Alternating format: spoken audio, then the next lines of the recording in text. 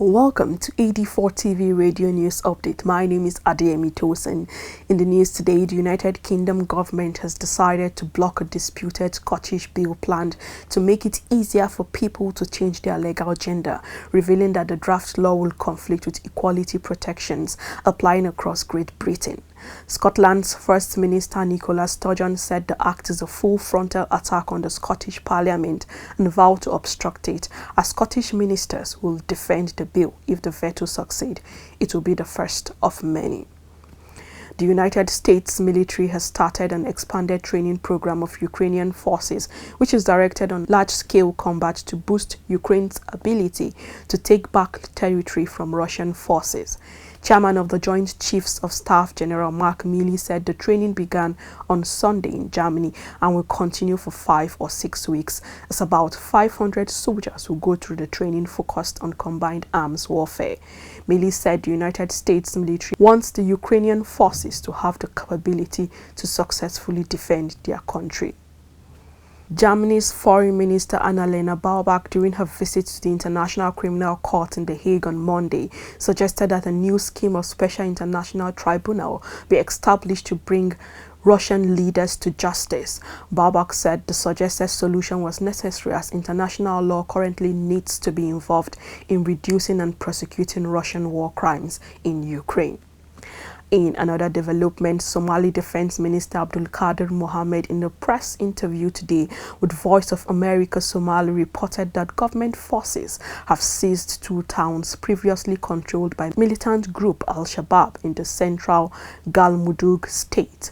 Abdulkadir said government forces and local fighters seized Harad Here and Galkad after the militants fled without a fight.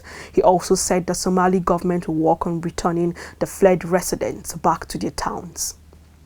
The African Union mediator for the Tigray conflict in northern Ethiopia, Olusegun Obasanjo, in an interview with Financial Times on Monday, said a predicted number of about 600,000 people have died during the war that began in the late 2020 between the Ethiopian army and the Tigray People's Liberation Front in the northern state. Olusegun said the peace agreement signed in November last year will help stop the conflict that resulted to the daily death of more than 1,000 people in the disturbed region.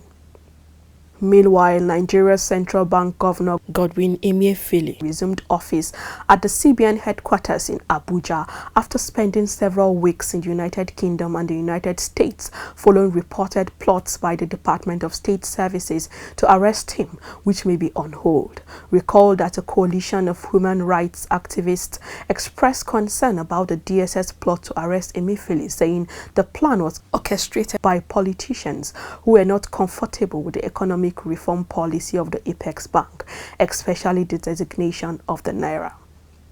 Moving to sport, officials of the Australian Open tennis tournament today banned Russian and Belarusian flags after fans disrupted a Monday match between Ukraine's Katerin Bandil and Russian Kamila Rakhimova, as observers were permitted to bring the flags into Melbourne Park on the condition that it won't be used to cause disruption.